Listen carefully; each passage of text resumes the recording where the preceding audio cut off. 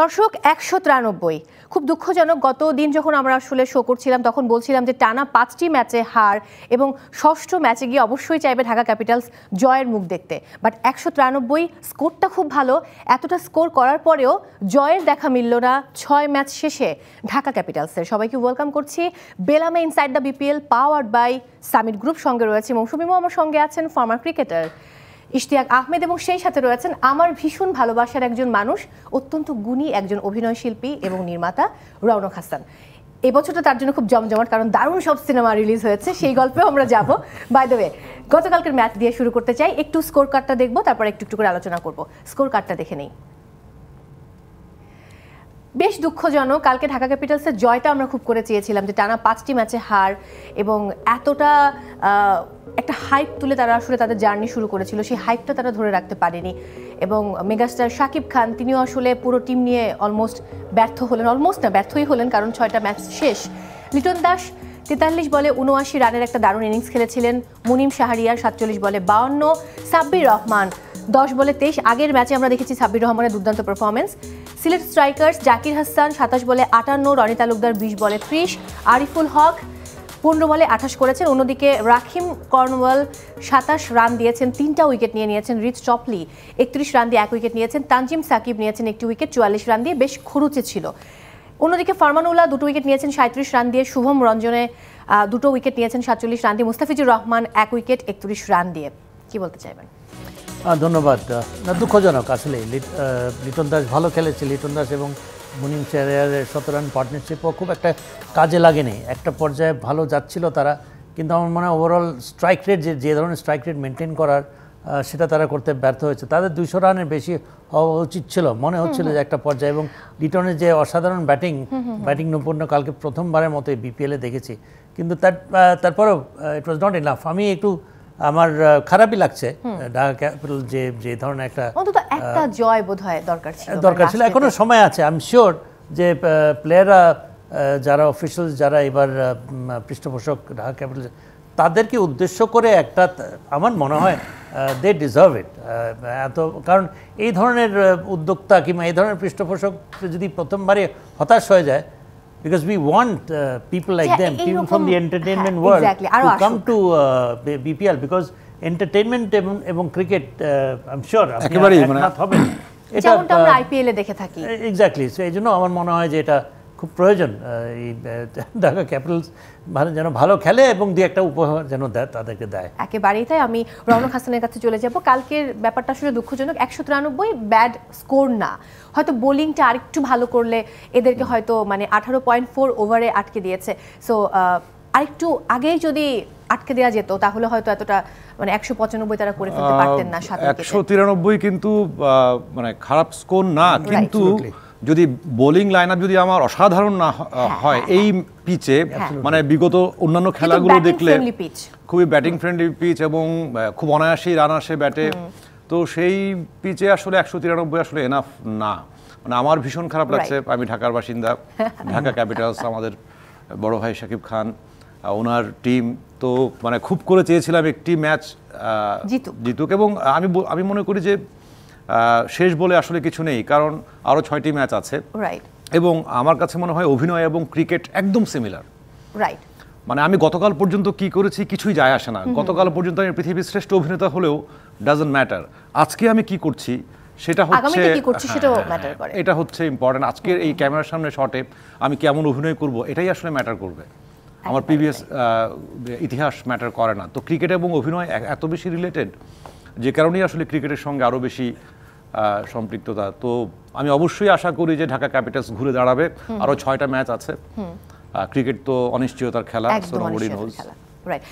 ইশতিয়াক ভাই, আমরা এর আগেও কিন্তু এই টিমটা নিয়ে কথা বলেছি যে সামহাও এই টিমটার মানে জেলিংটা ভালো হয়নি, টিম গঠনটা খুব একটা ভালো হয়নি, কিন্তু অনেক অর্থলগ্নি কিন্তু করেছেন। আমরা যে রংপুর রাইডার্সের দিকে তাকাই, মানে একদম টপে রয়েছেন, সবগুলো ম্যাচে জয়লাভ করেছেন এবং রংপুর রাইডার্সও কিন্তু অর্থলগ্নি করেছেন এবং নতুন ক্রিকেটার উড়িয়ে নিয়ে আসার সক্ষমতাও তাদের রয়েছে।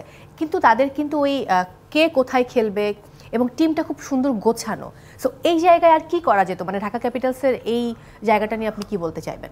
আমার মনে হয় রৌনকের বিশ্লেষণটা আমি একমত হব ওই সেন্সে যে তাদের বোলিংটা, ওই ধরনের বোলিং ছিল না। তারা টিম বানিয়েছে ঠিকই, খরচ করেছে ঠিকই। আমার মনে হয় যে ব্যাটিংটা যেরকম it's good batting side, but বোলিংয়ে আপনি 100 রান, আপনি 200 রান করলেও এই বোলিং দিয়ে কিংবা 200 রান কি 220-50 করলেও যে ম্যাচ জিততে পারতো, এখন কেন জানি মনে হচ্ছে যে বোলিং সাইডটা লিটল তুলনামূলকভাবে একটু উইক। তো সেখানে এই দিকটা যদি একটু খেয়াল রাখতে পারতো, এবং আগামী খেলাগুলোও আছে, আই থিঙ্ক এখনও সময় আছে যে কিছুটা হলেও কিছু প্রাইডের জন্য খেলতে হবে। You know, so you never know, cricket is একটা অনিশ্চয়তার খেলা। তারা who knows they can come back. এরকম বিগত IPL-ও দেখেছি, BPL-ও দেখেছি যে প্রথম কয়েকটা ম্যাচ হারার পরেও টিমদেরকে দেখা গেছে to make a come back. এবং কিছু কিছু টিম আছে যারা জিতেছে IPL, আমার মনে আছে কোন টিমটা এখন এই মুহূর্তে মনে পড়ছে না, বাট এরকম কিন্তু নজির আছে। BPL-ও আমরা দেখেছি যে প্রথমার্ধে খুব খারাপ খেলে পরবর্তীতে তারা চ্যাম্পিয়ন হয়ে গেছে। এই বেলাও ঢাকা ক্যাপিটাল যে করতে পারবে না, একদমই ওই ধরনের দল না, সেটা আবার বলতে পারবো না। ওকে, সো আমরা একটু এবার যারা এই কয়টা ম্যাচ মানে একদম এই পর্যন্ত BPL-এ, আজ এবারের BPL-এ যারা সবচেয়ে টপ রান গেটার তাদের স্কোরটা দেখে নিতে চাই। দেখতে পাচ্ছি সাইফ হাসান, রংপুর রাইডার্স, 221 রান, 6টা ইনিংস খেলেছেন তিনি এবং 221 রান করেছেন। অ্যালেক্স সেলস, রংপুর রাইডার্সের, তিনি আসলে 6টা ইনিংস খেলেছেন, 218 করেছেন। ইয়াসির আলী, দুর্বার রাজশাহীর, 5টা ইনিংস খেলেছেন, 210 করেছেন। উসমান খান, এবং উসমান খানই কিন্তু এবারের BPL-এ প্রথম সেঞ্চুরি করেছিলেন, রাইট। সো উসমান খান, চিটাগাং কিংস, তিনি আসলে 3 ইনিংসে করেছেন 196। এনামুল হক, দুর্বার রাজশাহী, 5 ইনিংসে করেছেন 192। অ্যান্ড সর্বোচ্চ উইকেট ডেফিনেটলি তাসকিনের কথা চলেই আসে, কারণ তিনি এবার ইতিহাস গড়েছেন, পুরো বিশ্বের মধ্যে তৃতীয় এবং BPL-এ প্রথম যিনি 7টা উইকেট নিয়েছেন 19 রান দিয়ে। 5টা ইনিংস খেলে 14 উইকেট নিয়েছেন। খুশদিল শাহ, রংপুর রাইডার্সের 5টা ইনিংস খেলে 9টি উইকেট নিয়েছেন। নাহিদ রানা, রংপুর রাইডার্স, 6 ইনিংসে 9 উইকেট নিয়েছেন। আবু হায়দার, খুলনা টাইগার্স, 3 ইনিংস খেলে 7 উইকেট নিয়েছেন। এবং তানজিম সাকিব, সিলেট স্ট্রাইকার্স, তিনি আসলে 4 ইনিংসে 7টি উইকেট নিয়েছেন। এখানে কিন্তু বোঝা যাচ্ছে যে ঢাকা ক্যাপিটালসের বোলারদের কেউ একজন এই তালিকায় নেই। Right, right, exactly. আমি তাসকিনকে নিয়ে একটু আলোচনা করতে চাই। বাংলাদেশের জন্য ভালো, ইউনো, যে এই প্লেয়ার এখন ফর্মে আছে। এবং আরেকটা জিনিস আমি মনে করি একটু লক্ষ্য রাখা উচিত হবে, কতখানি তারা করবে জানি না, এই ধরনের ফাস্ট বোলারকে একটু রেস্টও দেওয়া দরকার। You are playing for the national team also, টিমদেরকে ওটাও একটু খেয়াল রাখতে হবে, বিকজ চ্যাম্পিয়নশিপ ট্রফি রয়েছে। নাহিদ রানা, তাসকিন, তানজিম সাকিব, এরা কিন্তু 3জন ন্যাশনাল টিমের ফাস্ট বোলার, কিন্তু যথেষ্ট তারা গুরুত্বপূর্ণ ভূমিকা রাখছে। এখন এখানে যদি বেশি খেলিয়ে ফেলে, তখন কিন্তু একটা ফিটনেসের একটা প্রশ্ন আসলেও আসতে পারে। আমি বলছি না যে আসবেই, বাট আমার মনে হয় যে BCB থেকেও কিছু একটা মনিটর করবে, that okay guys, you know, take it easy, এদেরকেও, বিকজ এখন রোটেশন পলিসির একটা ব্যাপার স্যাপার আছে, এবং প্লেয়ার্সদেরকে fast bowler specially very strenuous, very stressful একটা অ্যাসাইনমেন্ট। তারা ডে ইন ডে আউট খেলছে, সব ফরম্যাট খেলছে, ন্যাশনাল টিমের জন্য খেলতে গেলে যে ধরনের একটা ফিটনেস দরকার সেটা যেন বজায় রাখতে পারে, সেটা আমি am sure we will all want that. But Taskin অসাধারণ বোলিং করছে, বিসাইডস দ্যাট 7 উইকেট পরেও কিন্তু অন্যান্য খেলাগুলোতে ভালো খেলেছে, ইউনো। এবং বাংলাদেশ টিমকে নেতৃত্ব দেওয়ার মতো fast bowlers, he has shown the way. সে যে ধরনের প্র্যাকটিস করেছে, যে ধরনের হার্ডওয়ার্ক করেছে, he is an example for the so many other bowlers. Right. Abu Haidar প্রসঙ্গে যদি শর্ট করে একটু যেতে পারি আপনাকে। Abu Haidar is another player, যেটা আমি মনে করি এই রিসেন্টলি এমার্জিং নেশনস ট্রফিতে ভালো খেলেছে। সে good hard hitting late order batsman cum bowler. সে কিন্তু তার বোলিংও ইফেক্টিভ। আমার মনে হয় যে বাংলাদেশ এই ধরনের প্লেয়ারকেও খুঁজছে, যে কিনা লেট অর্ডারে গিয়ে ভালো মারমুখী ভূমিকায় অবতীর্ণ হতে পারে, প্লাস তার যে ভেরিয়েশনস আছে, plus not last but not the least he is an experience player, he is in form. So আমার মনে হয় Abu Haidar is not just that সে 7টা উইকেট নিয়েছে, সে কিন্তু ইফেক্টিভ ব্যাটসম্যানও। So I am happy for him, because আমিও আশা করছি যে আগামীতে সিলেক্টরদেরকে সে নাড়া দেবে। ডেফিনেটলি। আমি এই পেস বোলিং প্রসঙ্গে আবারও আসবো আপনার কাছে। আমি রৌনক হাসানের কাছে চলে যাব। এই যে সিদ্ধান্তহীনতা আমরা অনেক সময় ভুগি, বিভিন্ন দলের কথা বলি, বা এই জায়গাগুলো তো শুধুমাত্র যে ক্রিকেট এমন না, আমাদের শিল্পাঙ্গনেও দেখা যায়। সো এই ব্যাপারটা নিয়ে আপনি কি বলবেন? যদি একটু উদাহরণ টেনে আমি বলি, লাইক ফরচুন বরিশালের লাস্ট ম্যাচটা যখন তারা রংপুর রাইডার্সের সঙ্গে হেরে গেল এবং খুব ভালো স্কোর করে 197, এবং সেদিন লাস্ট ওভারটা করিয়েছিল কাইল মায়ার্সকে দিয়ে, এবং ব্যাটিং করছিলেন নুরুল হাসান সোহান, এবং তার 6 বলে 26 দরকার, 6 বলে তিনি 30 করে ফেললেন, 3টা 6 3টা 4। সো ওই সময় অনেকেই বলেছেন, যারা ক্রিকেট লাভার তারাও বলেছেন যে কেন মাহমুদুল্লাহ রিয়াদ নয়, তাকে দিয়ে বোলিং করানো যেত, বা লাস্ট ওভারটা কেন মায়ার্সকে দিয়ে করানো হলো। এই যে আমরা সিদ্ধান্তহীনতায় ভুগি, সিদ্ধান্ত নিতে পারি না, এটা কি আসলে আমাদের গঠনগত জায়গায় প্রবলেম, না প্রবলেমটা আসলে যখন আসলে কোনো একটি সিদ্ধান্ত ওয়ার্ক করে যায় তখন কিন্তু মনে হয় যে অসাধারণ ডিসিশন, এটা সত্য। যখন ওয়ার্ক করে না তখন মনে হয় যে ডিজাস্টার। মানে আমি অভিনয়ের জায়গা থেকেই বলি, মানে অভিনয়ে এক্স ফ্যাক্টর বলে একটা কথা আছে। মানে আমরা যেমন জানি যে আমি চেষ্টা করে ভালো অভিনয় করতে পারবো হয়তো, কিন্তু অসাধারণ অভিনয় আমি চেষ্টা করে পারবো না, ওটা মিরাকল, ওটা হয়ে যায়। আমি আমার জায়গা থেকে ভালো অভিনয়টা করার চেষ্টা করি, কখনো কখনো মিরাকল হয়, কখনো কখনো হয় না। মানে এটা চেষ্টা করে অসাধারণ করা যায় না আসলে। তো ওই ওভারের কথা যেটা বললাম, যে সব কিছুই মানে একজনের পক্ষে গেছে আরেকজনের বিপক্ষে গেছে। মানে আমার কাছে মনে হয় যে মানে এটা তো আসলে মোমেন্টের খেলা। মানে ওই মোমেন্টে ওই মুহূর্তে আমার টেম্পারমেন্ট কি, আমার ফোকাস, আমার মনোযোগ, কেউ মানে যারা এই লেভেলের ক্রিকেট খেলে তারা কেউই তো জাতা খেলোয়াড় নন, তারা সবাই মানে অনেকগুলো ধাপ পার হয়ে এই জায়গায় এসে পৌঁছেছেন। তার মানে হচ্ছে তারা সবাই ভালো খেলে। মানে কথার কথা যে টেন্ডুলকার 0 রানে অসংখ্যবার আউট হয়েছে, তার মানেই নয় যে উনি বাজে প্লেয়ার, তাই না? গ্রেট প্লেয়ার, সে সারা পৃথিবীর মানে লিজেন্ড টেন্ডুলকার। তো সেরকম প্রত্যেকটা প্লেয়ারই ভালো প্লেয়ার, কিন্তু ওই মোমেন্টটা, ওই মুহূর্তটা, মানে ঘটে যাওয়া বিষয়টা, ফোকাসটা আসলে আমার কাছে মনে হয় যে সবচেয়ে বেশি ইম্পর্ট্যান্ট খেলার ক্ষেত্রে। এবং আমি মনে করি অভিনয়ের ক্ষেত্রেও যে ওই মুহূর্তে আমি কতটুকু মনোযোগ দিয়ে ফোকাস করে আমি আমার কাজটা করে যেতে পারছি, এটার উপরেই আসলে ডিপেন্ড করে আসলে বাকি কিছু। গত বছরে চমৎকার সব কাজ আপনি উপহার দিয়েছেন, এবং বাংলাদেশের সর্বশেষ মুক্তিপ্রাপ্ত সিনেমা, আপনারও গত বছরের সর্বশেষ মুক্তিপ্রাপ্ত সিনেমা নকশিকাঁথার জমিন। সো যদি নিজেকেই বলতে বলি, যে তালিকা করতে বললে গত বছরে কোন কাজটাকে শীর্ষে রাখবেন? আমার কাজ দুটো সিনেমা এসছে, নয়া মানুষ এবং নকশিকাঁথার জমিন। দুটোরই আমি প্রশংসা পাচ্ছি, এখনো চলছে সিনেমা হলে, এবং যারা দেখছেন তারা খুব ভালো বলছেন। এই দুটো ছবি আমার জীবনে উল্লেখযোগ্য একটি ঘটনা। এবং নাটকের ক্ষেত্রে অনেক নাটক করেছি, কিন্তু একটি নাটক অনেক বেশি আমাকে মানে সারার চেয়েও বড় কথা যে আনন্দ পেয়েছি অভিনয় করে, সেটা হাজত। ভিকি জাহেদের একটি নাটক আছে হাজত নামে, সেই নাটকটি অভিনয় করে যেমন আনন্দ পেয়েছি, তার ফিডব্যাকও ছিল সেরকম। এই তিনটি কাজই আসলে 24-এ আমার জন্য খুবই একদম। তবে নকশিকাঁথার জমিনটা কিন্তু একেবারেই ভিন্ন রকম একটা আবহ সৃষ্টি করেছে, বা সেটা কাজের ক্ষেত্রে বলি, বা ক্যারিয়ারের ক্ষেত্রে বলি, বা দর্শক মহলের কথা বলি। মুক্তিযুদ্ধ তো আসলে মানে আমাদের মানে জীবনের মানে অবিচ্ছেদ্য অঙ্গ। মানে আমরা মুক্তিযুদ্ধ ছাড়া কোনো কিছু, আমরা সামনে এগোনোর কোনো জায়গা আমাদের নেই। মুক্তিযুদ্ধ এই 53-54 বছরে কিন্তু অসংখ্য মুক্তিযুদ্ধের চলচ্চিত্র হয়েছে, কিন্তু নকশিকাঁথার জমিন যেই দৃষ্টিতে মুক্তিযুদ্ধকে দেখেছে, বা আকরাম ভাই বা হাসান আইজুল হকের বিখ্যাত লেখা বিধবাদের কথা, একদম প্রান্তিক জনগোষ্ঠীর দুজন অসহায় গ্রামের প্রান্তিক নারীর চোখ দিয়ে মুক্তিযুদ্ধ।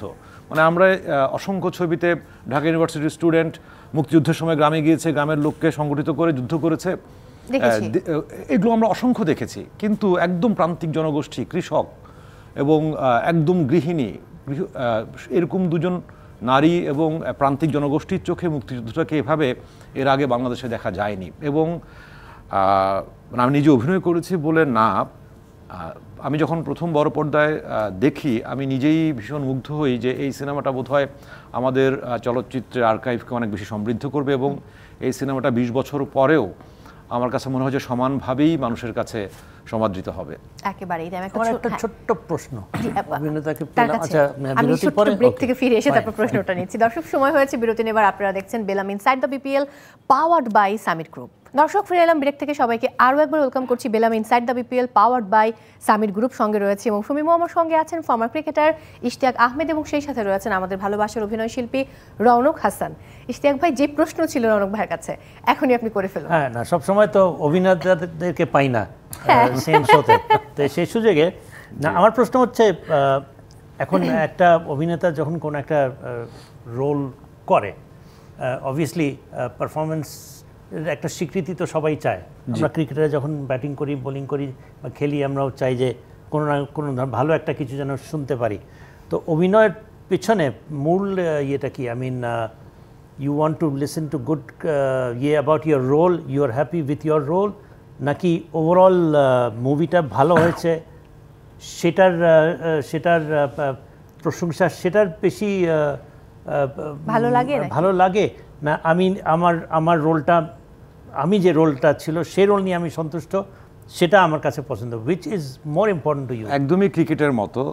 আমি ক্রিকেটে আমি সেঞ্চুরি করলাম কিন্তু আমার টিম উইন করলো না, অ্যাবসলিউটলি মোটেই সেই জায়গাটা আমাকে আনন্দ দেয় না, দিবে না। তো অভিনয়টাও তাই, যে আমরা তো চাই সব কিছু মিলিয়ে একটা দুর্দান্ত গল্প হবে, দুর্দান্ত ডিরেক্টরের সাথে কাজ করব, আছে না? যেমন হ্যাঁ, আমি নিজেই খুব ভালো খেলেছি, I am satisfied with my performance. Unfortunately টিমটা জেতে নাই, টিমটা জিতলে আরো অনেক ভালো লাগতো। আমার পারফরমেন্সটাতে আমি সন্তুষ্ট।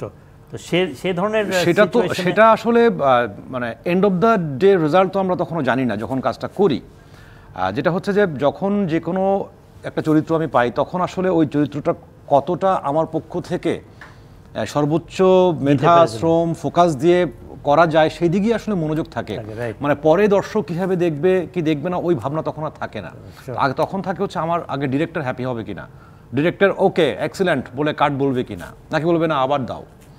ডিরেক্টর প্রথম দিকে ডিরেক্টর হ্যাপি হলে দেন আমি কনভিন্স হই যে না ওকে ফাইন, একটা স্ট্যান্ডার্ড হয়েছে। তো তারপর দর্শকের কাছে গেলে তখন অনেক সময় ভালো অভিনয় দর্শক নেন না, আবার অনেক সময় আমি খুব মিডিওকার অভিনয় করেছি বা খুবই এভারেজ অ্যাক্টিং করছি, সেটিও অনেক পপুলার হয়ে যায়, এমন ঘটনাও আছে। Right, true, I got your answer, thank you. Okay, তো আমরা এবার স্ক্রিনে চোখ রাখবো এবং চলে যাবো আগামীকালকের ম্যাচে। আগামীকাল রয়েছে দুটো ম্যাচ, এবং প্রথম ম্যাচটি হচ্ছে সিলেট স্ট্রাইকার্স এবং খুলনা টাইগার্সের। সিলেট স্ট্রাইকার্স কিন্তু পয়েন্ট টেবিলের একদম তলানির দিকে রয়েছে, যদিও কত ম্যাচে তারা আসলে জয়লাভ করেছে। এর আগে আরেকটা জয় ছিল, এবং খুলনা টাইগার্স 50-50 বলা চলে। সো গো ফর সিলেট আর খুলনা। তার আগে একটু দেখে নিই সিলেট স্ট্রাইকার্সের সম্ভাব্য একাদশ। Enamul Haque, Rahkeem Cornwall allrounder, Nahid Islam, Aaron Jones allrounder, Rony Talukdar, Zakir Hasan batter, Zaker Ali, George Munsey batter, Tanzim Sakib, Alamin Hossain bowler এবং রিচ টপলি বোলার। অন্যদিকে খুলনা টাইগার্সের সম্ভাব্য একাদশটা দেখে নিব। মেহেদি মিরাজ, আফিফ হোসাইন অলরাউন্ডার রয়েছেন Nasum Ahmed, Mohammad Nawaz, Mohammad Naim, Mahidul Ankon batter, Imrul Kayes batter, William Bashishtha, Hasan Mahmud bowler, Abu Haider এবং সালমান ইরশাদ। এই কার্ডটা রাখুন, আমি একটু কথা বলতে চাই। লাস্ট ম্যাচে আমরা দেখেছিলাম মেহেদি মিরাজ, আফিফ এবং মোহাম্মদ নাইম তিনজনের পারফরমেন্স খুবই বাজে ছিল, এবং তারা এমনভাবে খেলেছেন যে 30 বলে, হয়তো আমার এখন এক্স্যাক্ট স্কোরটা মনে নেই, বাট 30 বলে 29 বা 28 এরকম একটা স্কোর ছিল, 7 বলে 1 এরকম। সো এই তিনজনকে নিয়ে কি বলার আছে? না, এটা আনফর্চুনেট, যেখানে মোহাম্মদ নাইম ইজ স্পেশালিস্ট টি-20 প্লেয়ার, এবং মেহেদি হাসান মিরাজ নট নেসেসারিলি টি-20 প্লেয়ার, কিন্তু আমি যদি বলি ওয়ার্ল্ড ক্লাস প্লেয়ার, এবং নাম্বার টপ অলরাউন্ডারের মধ্যে যে সে আছে সেটাও উই অল নো। বাট এই বছরটা খুব একটা, যেমন Afif Hossain very talented player, কিন্তু খুব একটা কাজে আসছে না ফর হিজ টিম। সুতরাং এই দলটাও আমার মনে হয় মোটামুটি ব্যালেন্সড। আবু হায়দার আছে, হাসান মাহমুদ আছে, বোলিংটাও একেবারে খারাপ না, স্পিনটাও মোটামুটি উইথ নাসুম আছে, মেহেদি হাসান মিরাজ আছে। সো একটা ব্যালেন্সড সাইড বলা যেতে পারে, বাট কেন জানি না টিম হিসাবে ক্লিক করছে না। ইউ নেভার নো, এখনও সামনের খেলা রয়েছে, দে ক্যান পারফর্ম ওয়েল। অপরদিকে সিলেট স্ট্রাইকার্সদের সাথে, সিলেট স্ট্রাইকার্সও কিন্তু কালকে ভালো একটা স্কোর করেছে, 193 চেস করা, কিন্তু জাকির হোসেনের অসাধারণ ব্যাটিং, ভেরি এক্সাইটিং, 18.4 ওভার, হ্যাঁ, এবং 58 রান করেছে কত বলে। তারপরে জাকির আলীও আছে, এনামুল হক রয়েছে ওদের, রনি তালুকদারের একটা ঝোড়ো ইনিংস আমরা দেখেছি গতকালকে, Zakir Hasan, Zakir Ali, and then George Munsey স্কটল্যান্ডের গুড অ্যাটাকিং প্লেয়ার, গতকালকে খুব একটা কাজে আসে নাই। And then Nahid Islam, Aaron Jones, Tanzim Sakib, another very good allrounder. Bangladesh দল একটা খুব ভালো একটা অলরাউন্ডার পেয়েছে আমি মনে করি। So they are also good, it will be a good fight between the two teams okay, I think. আমি একটু পয়েন্ট টেবিলটাই দেখছিলাম আমার ফোনে, যে 3টা ম্যাচ খেলেছে খুলনা টাইগার্স এবং সেখানে 2টোতে জয়লাভ করেছে, একটাতে তাদের পরাজয়। এবং সিলেট স্ট্রাইকার্স এখন পর্যন্ত 4টি ম্যাচ খেলেছে, 1টিতে জয়, 3টিতে তাদের পরাজয় রয়েছে। আগামী দিনের এই দুপুরের ম্যাচে গো ফর সিলেট অর খুলনা? আমি খুলনার যেহেতু নিজের না, যেটা হচ্ছে যে মেহেদী মিরাজ আমার খুব পছন্দের প্লেয়ার, ওর খেলা আমার কাছে ভালো লাগে। কিন্তু আমার কাছে মনে হয় যে আসলে বাংলাদেশের মানে সব টিম বা বাংলাদেশ টিমের আমার কাছে মানে টেকনিক এবং সামর্থ্য সবই আছে অসাধারণ আমার কাছে মনে হয়। কিন্তু আমার কাছে কোথায় গিয়ে মনে হয় যে মাইন্ডসেট, এইখানে মানসিকতা এবং ফোকাসের জায়গাটা বোধহয় আমার কাছে কেন যেন মনে হয় যে সবসময়ই আমাদের অনেক বেশি, আমরা কনসিস্টেন্সি আমাদের থাকে না। আমাদের আজকে খুব ভালো খেললাম, পরের ম্যাচে একেবারেই খারাপ হয়ে যাওয়া, এটা আসলে যে আমি মিডিয়াম থাকি বা কিছু থাকি, কনসিস্টেন্সি ধরে রাখাটা বোধহয় আমাদের একটা বড় রকম, এটা আমার কাছে মনে হয় যে মানসিকতা নিয়ে অনেক অনেক অনেক বেশি কাজ করা দরকার। আমি জানি না, আমি ওই জনরাল লোক না, কিন্তু আমার কাছে দর্শক হিসেবে মনে হয় যে এই জায়গাটায় আমাদের কাজ করা বেশি জরুরি বলে মনে হয়। কালকের দিনের পরের ম্যাচ ঢাকা ক্যাপিটালস, আবারও ঢাকা ক্যাপিটালসের কথা চলে এলো, এবং দুর্বার রাজশাহী। সো বলতে চাইবেন ঢাকা ক্যাপিটালসের আবার সেই লিটন দাস এবং তানজিদ তামিমের উপরে অনেকখানি নির্ভর করবে। থিসারা পেরেরা নামটা যেহেতু শুরুতে এলো, আমি ভেবেছিলাম যে থিসারা পেরেরা হয়তো খুব ভালো পারফরম্যান্স দেখাবে, সেটা ভালো ব্যাটিং করেছে, ভালো ব্যাটিং করেছে এবং সেঞ্চুরিও মেরেছে না। গতকালকে খেলা যেটা হারলো সেটাও কিন্তু একটা সময় সাব্বির এবং তিসারা পেরেরা কিন্তু সেঞ্চুরি করে হয়তো মানে ওই যেটা হয় 193 রান করে নিজে ভালো পারফরম্যান্স দেখালেন, কিন্তু টিমটাকে মানে জেতাতে পারেননি। By the way Sabbir Rahman ভালোই খেলেছেন, অলরাউন্ডার। শুভম রঞ্জনে, মুনিম শাহরিয়ার অলরাউন্ডার, লিটন দাস, তাসজিদ হবে না, এখানে তানজিম হাসান হওয়ার কথা, রিয়াজ হাসান, ফরমানুল্লাহ, মোসাদ্দেক হাসান, মুস্তাফিজুর রহমান, আবু জায়েদ। সো এই হলো ঢাকা ক্যাপিটালসের সম্ভাব্য বোলিংটা। আসলে যেটা আমার মনে হয় রনক পয়েন্ট আউট করেছে যে bowling is relatively weak. Mustafizur Rahman থাকা সত্ত্বেও মুস্তাফিজুর রহমান কিন্তু গতকালকে অনেক রান দিয়ে দিয়েছে। তারপর মোসাদ্দেক হোসেন আরেকজন খুব ভালো একটা প্লেয়ার ছিল এক সময়, সেও খুব একটা কাজে আসছে না। আর আবু জায়েদের এখন এই বোলিং মনে হয় না খুব একটা ইফেক্টিভ হবে এখানে। So I think that bowling side is a little weak. Batting সাইডটা তাও মোটামুটি, ব্যাটিং এ সাব্বির রহমান কিন্তু ভালো করছেন, অসাধারণ। সাব্বির রহমান যদি এভাবে পুরো টুর্নামেন্টটা খেলে যেতে পারে, সাব্বির রহমানকেও কিন্তু আমার মনে হয় যে তার কেসটা কিন্তু সিলেক্টররা এড়িয়ে যেতে পারবে। রাইট। দুর্বার রাজশাহীর পারফরমেন্স তারা আমরা দেখেছি কয়েকটা ম্যাচে। Ryan Burl, Zishan Alam allrounder, Sohag Gazi, Mehrab Hasan, Mohammad Haris, Enamul Haque batter, Yasir Ali, Akbar Ali batter, Taskin Ahmed, Shafiul Islam আর মৃত্যুঞ্জয় চৌধুরী। তাসকিন এই টিমটার সবচেয়ে বড় স্ট্রেংথের জায়গা, এটা বলতেই হবে। এবং রায়ান বার্ল কিন্তু লাস্ট ম্যাচে আমরা দেখেছি খুব ভালো একটা স্কোর করেছিলেন। এনামুল হক রয়েছেন, ইয়াসির আলী রয়েছেন। ইয়াসির আলী এবং রায়ান বার্লের একটা পার্টনারশিপ ছিল, সেটাও বেশ ভালো ছিল। সো দুর্বার রাজশাহী নাকি ঢাকা ক্যাপিটালস? ডেফিনেটলি শক্তিমত্তার দিক দিয়ে দুর্বার রাজশাহীকে আমরা এগিয়ে রাখবো। হ্যাঁ, আমি এগিয়ে তো রাখবো অবশ্যই দুর্বার রাজশাহী, বাট চাইবো মনে প্রাণে চাইবো ঢাকা ক্যাপিটালস জয়লাভ করুক। রনকের মতো আমিও ঢাকার লোক এবং আমিও চাইবো যেন ঢাকা ক্যাপিটালস ঘুরে দাঁড়াবার গল্পটা যেন এখান থেকে শুরু হয়। হ্যাঁ, এবং তাদের সপ্তম ম্যাচ যেন মানে লাকি 7 হয়ে যায়, সেটা একটা ইম্পর্টেন্ট ব্যাপার। আমি একটা ছোট্ট ব্রেকে যাব, ব্রেক থেকে ফিরে এসে আমরা আমাদের খুব ভালোবাসার ক্যাপ্টেন তামিম ইকবালের প্রসঙ্গে ফিরবো। দর্শক, সময় হয়েছে বিরতি নেবার। আপনারা দেখছেন বেলামে inside the BPL powered by Summit Group. দর্শক, ফিরে এলাম ব্রেক থেকে, সবাইকে আরও একবার ওয়েলকাম করছি বেলামে inside the BPL powered by Summit Group. সঙ্গে রয়েছে মৌসুমী মৌ, আমার সঙ্গে রয়েছেন ফর্মার ক্রিকেটার ইশতিয়াক আহমেদ এবং সেই সাথে রয়েছেন আমাদের ভালোবাসার অভিনয় শিল্পী রওনক হাসান। ফিরে এলাম বিরতি থেকে এবং ব্রেকের আগে বলে গিয়েছিলাম যে ফিরে আসবো আমাদের খুবই খুবই ভালোবাসার ক্যাপ্টেন, যাকে আমরা সবসময় মিস করব মাঠে, তামিম ইকবাল। তার প্রসঙ্গ ধরে আগাতে চাই একটু। তার গতকালকের যেই ফেসবুক স্ট্যাটাস সেটা একটু দেখতে চাই, কারণ আমরা জানতাম চ্যাম্পিয়ন্স ট্রফির টিমটা দেয়ার লাস্ট ডেট ছিল 12ই জানুয়ারি এবং সেখানে এরকম প্রশ্ন উঠেছিল যে তামিম খেলবেন কিনা, সাকিব খেলবেন কিনা। আর নাজমুল বলেছিলেন ক্যাপ্টেন যে তিনি তার 4 ভাইকে নিয়েই খেলতে চান, সেখানে তামিম, সাকিব, মুশফিক এবং মাহমুদুল্লাহ রিয়াদ 4 জনের কথাই তিনি বলেছিলেন। সো সময় নিয়েছিলেন তামিম ইকবাল, তারপর তিনি গতকাল এই স্ট্যাটাস দিয়েছেন আবেগঘন যে আন্তর্জাতিক ক্রিকেট থেকে দূরে আছি অনেকদিন ধরেই, সেই দূরত্ব আর ঘুচবে না, আন্তর্জাতিক ক্রিকেটে আমার অধ্যায় শেষ। অনেকদিন ধরে এটা নিয়ে ভাবছিলাম, এখন যেহেতু সামনে চ্যাম্পিয়ন্স ট্রফির মতো বড় একটি আসর সামনে, আমি চাই না আমাকে ঘিরে আবার আলোচনা হোক এবং দলের মনোযোগ ব্যাহত হোক। এটা অবশ্য আগেও চাইনি বলেই অনেক আগে নিজেকে বিসিবির কেন্দ্রীয় চুক্তি থেকে সরিয়ে নিয়েছি। যদিও অনেকেই বলেছেন অনেক সময় মিডিয়ায় এসেছে আমি নাকি ব্যাপারটি ঝুলিয়ে রেখেছি, কিন্তু বিসিবির কোনো ধরনের চুক্তিতে যে নেই, 1 বছরের বেশি সময় আগে যে নিজ থেকে সরে দাঁড়িয়েছি, তাকে পরিকল্পনায় রাখা বা তাকে নিয়ে আলোচনারও তো কিছু নেই। তারপরও অযথা আলোচনা হয়েছে অবসর নেওয়া বা খেলা চালিয়ে যাওয়ার সিদ্ধান্ত একজন ক্রিকেটার বা যে কোনো পেশাদার ক্রীড়াবিদের নিজের অধিকার। আমি নিজেকে সময় দিয়েছি, এখন মনে হয়েছে সময়টা এসে গেছে। অধিনায়ক নাজমুল হোসেন শান্ত আন্তরিকভাবেই আমাকে ফেরার জন্য বলেছে, নির্বাচক কমিটির সঙ্গেও আলোচনা হয়েছে, আমাকে এখনও উপযুক্ত মনে করার জন্য তাদের প্রতি কৃতজ্ঞতা। তবে আমি নিজের মনের কথা শুনেছি, আরও অনেক লম্বা কথা, আমি এত কথা না পড়ি। আমার কাছে মনে হয় যে খুবই দুর্দান্ত সিদ্ধান্ত নিয়েছেন ইশতিয়াক আহমেদ, কি বলতে চাইবেন আপনি? Tough decision, no doubt. এত বছর খেলার রেসপেক্ট পরে আরো বেড়ে গেছে তার প্রতি। ওয়েল, আমার মনে হয় যে একটা ইমোশনাল তার বিদায় ছিল।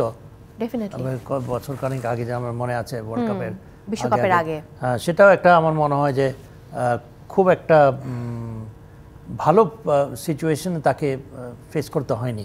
যাই হোক, আমার মনে হয় যে বাংলাদেশের লস, যে একজন অভিজ্ঞ এবং এখনও ফিট প্লেয়ার, এখনও পারফর্মিং প্লেয়ার, এমন হতো যে সে পারফর্ম করছে না এবং যে পজিশনে খেলে অ্যাজ এন ওপেনিং ব্যাটার, তো আমরা এখন পর্যন্ত ওর কোনো রকমের রিপ্লেসমেন্ট পাইনি।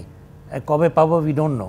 তামিম ইকবাল যতদিন খেলেছে he was a class player, world class player যদি বলাটা মোটেও ভুল হবে না। Definitely Liton Soumya opening batter হিসেবে খেলেছেন, কিন্তু সেই রকম ভাবে লিটন কনসিস্টেন্টলি খেলে খেলার আমরা দেখিনি। ভালো খেলা দেখিয়েছে সবাই, ঝলক দেখিয়েছে how talented they are, but তামিমের মতো এরকম কনসিস্টেন্টলি ভালো পারফর্ম করেছে এরকম প্লেয়ার আমার মনে হয় পাওয়া মুশকিল। এবং তার জন্য it was a difficult decision for him to make, আমি মনে করি। যে তারপরেও লেটস অল হোপ যে কমিউনিটি ভালো করেছে, কমিউনিটি যাত্রাও আমি মনে করি যে বাংলাদেশের নতুন অধ্যায় এসে যদি এটা সিরিয়াসলি নেয়, that again will also be বাংলাদেশের গেইন, বিকজ তার ক্রিকেট থেকে তার হয়তো ক্রিজে নাই আর, বাট ক্রিকেটের সাথে একটা তো সম্পৃক্ততা থাকবে। রওনক হাসান ভাইয়া, কতটা মিস করবেন তামিম ইকবালকে মাঠে? আসলে শুধু তামিম ইকবাল না, তামিম, সাকিব, মাশরাফি, মাহমুদুল্লাহ, মুশফিক, এরা 4-5 জন যেভাবে আমাদেরকে যেভাবে স্বপ্ন দেখিয়েছে, আমাদেরকে এত অসাধারণ সব আনন্দের সঙ্গী করেছে, এদের প্রত্যেককেই আসলে ভীষণভাবে মিস করারই কথা। এবং তামিম বিশেষ করে, শেখ ভাই যেটা বলছিলেন যে তামিমের মতো ওপেনার এরকম বাংলাদেশে সচরাচর আমরা মানে বিগত মানে 1-10 বছরে আমরা পাইনি এরকম কনসিস্টেন্সি। এবং মানে খুব বেশি দূরে ছিলেন না 1000 রানের কাছে, 8000 সামথিং রান করেছেন। তো আমার কাছে ব্যক্তিগতভাবে চাওয়া ছিল যে হয়তো 10,000 এর ক্লাবে যদি ঢুকতে পারতেন উনি। এবং আমার কাছে মনে হয় যে ওনার সিদ্ধান্তটা এখন একদমই ঠিক আছে। কারণ আমাদের তো আসলে বাঙালি হিসেবে আমরা খুব বেশি আমরা সেই অতটা সভ্য হয়ে উঠতে পারিনি। সোশ্যাল মিডিয়ায় বুঝে না বুঝে, জেনে না জেনে আমরা একে অপরের প্রতি যেভাবে ঝাঁপিয়ে পড়ি, আক্রমণ করি। মানে তামিম ইকবাল যদি সিদ্ধান্ত নিতেন যে উনি খেলবেন, তাহলে অবশ্যই তিনি টিমে থাকতেন। টিমে থাকলে যেটা হতো যে মানে সোশ্যাল মিডিয়ায় নানান রকম কথাবার্তা ছড়ানো হতো, এবং তাতে শুধু তিনি না, পুরো বাংলাদেশ দল, উনি যেটা বলেছেন যে দলের অন্যান্য প্লেয়াররাও প্রভাবিত হতো। মানে আমরা তো আসলে, আমার কাছে মনে হয় যে খেলোয়াড় মানে প্লেয়াররা এবং মানে এই লেভেলের প্লেয়াররা এবং সুপারস্টার যারা, সেটা অ্যাক্টিংয়ে হোক বা যেখানেই হোক, তাদের সোশ্যাল মিডিয়া থেকে দূরে থাকা উচিত। তাদের ম্যানেজার বা টিম হ্যান্ডেল করবে ওগুলো, বা তারা রিভিউ দিবে, তারা ডিরেক্ট এগুলো দেখবে না। মানে কিন্তু আমরা তো আসলে নিজেরাই ফেসবুকে ঢুকে নিজেই সমস্ত কিছু দেখি, আমার সম্পর্কে একটি খারাপ কথা দেখে আমি খুবই মন খারাপ করি, পরের কাজে সেটা প্রভাব ফেলে। তো এই জায়গাগুলো আসলে মানে সেই জায়গা থেকে তামিম ইকবালের সিদ্ধান্ত একেবারেই সঠিক। কিন্তু বাংলাদেশ একজন তো তামিমকে miss অবশ্যই করবে। তামিম ইকবালকে মিস করবো, আমি তো ভীষণভাবেই করবো। একদম দেখতে পাচ্ছি তামিম ইকবাল আন্তর্জাতিক ক্যারিয়ার, তার টেস্ট ম্যাচ খেলেছেন 70টি, রান 5134, ওয়ানডে 243টি ম্যাচ খেলেছেন তিনি, রান করেছেন 8357, টি20 খেলেছেন 78টি ম্যাচ এবং রান করেছেন 1758, টেস্ট সেঞ্চুরি তার 10টি, হাফ সেঞ্চুরি 31টি টেস্টে, ওয়ানডেতে সেঞ্চুরি 14টি, হাফ সেঞ্চুরি 56টি, টি20তে সেঞ্চুরি 1টি, হাফ সেঞ্চুরি 7টি। এই হলো টোটাল। সো 25টা টেস্ট ম্যাচ 100, ইন্টারন্যাশনাল 100, চারটে কথা না, হ্যাঁ। প্রায় 100টা শতরান সব ফরম্যাট মিলিয়ে ইন্টারন্যাশনাল ক্রিকেটে, চারটে কথা না। 8000 রান করেছে, I agree with Ronok that সে ওয়ানডে শেষ করতে পারতো 10,000 রান করে, এবং আমি মনে করি টেস্ট ম্যাচেও সে 8000 রান করে শেষ করার মতো অবস্থায় ছিল। এই সময় সে তাকে ইতি টানতে হলো, এটা আমার কাছে খুব একটা বোধগম্য হলো না। যে অভিমান তার একটা ছিল, ইয়েস, যথার্থই, বাট হয়তোবা not properly handle by the previous board. Otherwise আমার মনে হয় যে এই প্লেয়ারটাকে আমরা ধরে রাখতে পারিনি। আমার মনে হয় আমাদের নিজস্ব কিছু শর্টকামিংস ছিল, নিজস্ব ইনকেপেবিলিটিস ছিল। আদারওয়াইজ একটা ব্যাপার যে এটা ভাইয়া বলছিলেন 10,000 রানের কথা, যে ক্যারিয়ারটা কোথায় গিয়ে শেষ করলেন, একটা 10,000 রান কি দরকার ছিল না আসলে? যে হ্যাঁ ক্যারিয়ার ওনার মতো একটা প্লেয়ার, ওনার মতো একজন মানে player। উনি ডিজার্ভ করেন 10,000 ক্লাবে থাকা থাকা উচিত ছিল ওনার। রাইট, ওই জায়গাটায় একটা দুঃখ বোধহয় রয়েই গেছে। আর একটু খেললে বা আর 2000 সামথিং, মানে 2000 না, আর 1700 রান হলেই কিন্তু হয়ে আমার যেত দুঃখ তাদের। থাকবে, বিকজ আমি অনেক বছর ধরে ছোটোবেলার থেকে I have been following international cricket, you know, community শুনেছি ছোটোবেলার থেকে, ক্রিকেট দেখেছি। I have not found too many exciting players like Tamim Iqbal. Tamim Iqbal আমাদের একটা গর্বের জায়গা, ইউনো, এবং এই মানের প্লেয়ার আমাদেরকেই ভালো লাগতো যে we have a player who has scored 10,000 runs, we have a player who has scored 8,000 test runs. এটা অ্যাজ আই সেড চারটে কথা না, কিন্তু তো সেই মানের প্লেয়ার আই থিঙ্ক একটু প্রিমেচুর রিটায়ারমেন্ট হয়ে গেছে তার। মানে কাছাকাছি গিয়ে, মানে যদি অনেক দূর থাকতো যে আজকে 6,000-7,000 রান করতো ওয়ানডেতে, তাহলে ঠিক আছে, ফাইন। হ্যাঁ ফাইন। কিন্তু 8,357 রান করে আর অল্পের জন্য 10,000 এবং এইভাবে ক্লাবে, যখন আসলে যে তার ফিটনেস রয়েছে, আমরা সবাই চাইও নি যে এই সময়টায় তিনি বিদায় নেক, সেই সময়টা বিদায় নেওয়াটা একটু দুঃখজনক। বাই দ্য ওয়ে, কিছু করার নেই, বাস্তবতা আমাদেরকে মেনে নিতে হবে। তারপরও আমরা সবসময় তামিম ইকবালকে একই রকমভাবে ভালোবেসে যাব। অনেক ধন্যবাদ আজকে সময় দেওয়ার জন্য। আমি বিদায় নিচ্ছি। দর্শক, বিদায় নিতে হচ্ছে আজকের মতো বেলামে inside the BPL powered by Summit Group আপনারা দেখছিলেন, এবং প্রতিদিন একই সময় আমরা হাজির হয়ে যাই ডিবিসি নিউজের পর্দায়। আমাদের সঙ্গে থাকুন, চোখ রাখুন ডিবিসিতে।